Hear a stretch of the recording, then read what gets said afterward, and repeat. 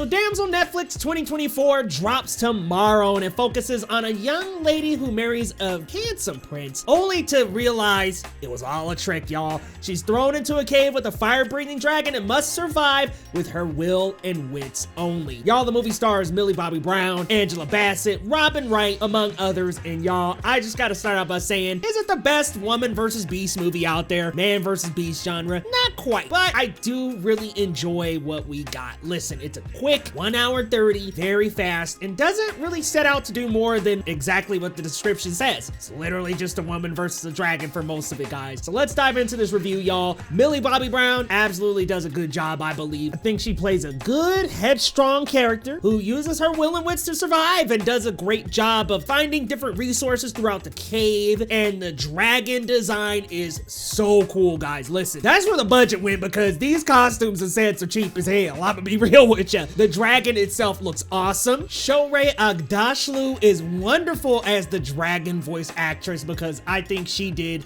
such a good job of channeling this creepy and eerie like dragon voice that she does so wonderfully. So I thought she was the perfect voice actress and choice to play this dragon. And listen, it's fun. It's quick. It's an hour and a half. Again, not the best man versus beast movie, but serviceable, fun, easy to me. Angela Bassett and everybody else, though, is just there. Robin Wright, Angela Bassett, everybody else besides the dragon and Elodie, who Millie Bobby Brown plays, is just kind of there. They're not really serving much for the plot. They really just service enough to get us to the cave, and that's about it. My whole thing about this entire story is, I'm like, her dad would arrange this marriage with a prince and allow this to happen to his daughter. Worst dad ever. So first and foremost, horrible. You knew about this and you had your daughter get married. Man, goofy. Didn't like that. Didn't like the dad for that reason. But Robin Wright, all the prince, they all knew about it and such.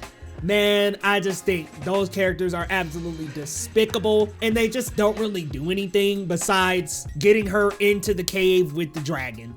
But once we're in the cave with the dragon, which takes about 20, 25, 30 minutes, that first 30 minutes is a little harsh to get through. But then once we get into the cave, I had a good time. I thought Millie Bobby Brown, especially when she picks up that sword and just uses her will and wit to fight back against that dragon, I really enjoyed it, guys. I thought she was a great main protagonist. I think with stuff beyond Netflix, she could do well. And by the way, this is directed very well, but it's just the characters are so thin and there's just nothing for any side character to do or really have any particularly large impact. Angela Bassett, absolute legend. Does what she can do, but there's just nothing for her character to really do. She's their stepmother and just kind of cares a lot, and that's about it.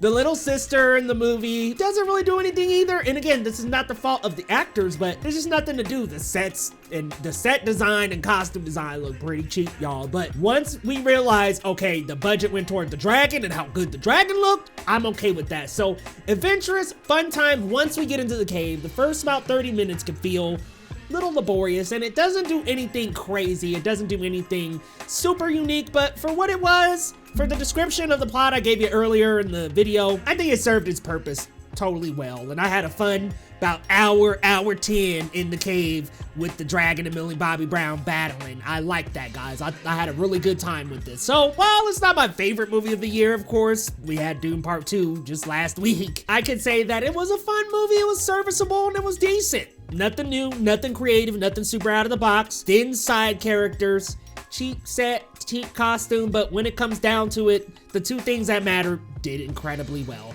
So guys, if I had to give a rating to Damsel, listen, I'm going with a 7.5 out of 10. Nothing special, nothing spectacular, but it's good, it's fun, it's serviceable, it's decent. Y'all let me know your thoughts down in the comments. Have you checked out Netflix Damsel yet? If you're watching this video and you haven't yet, go check it out tomorrow, guys. Definitely worth it. It's only an hour and a half. Easy peasy, quick little watch. I enjoyed myself.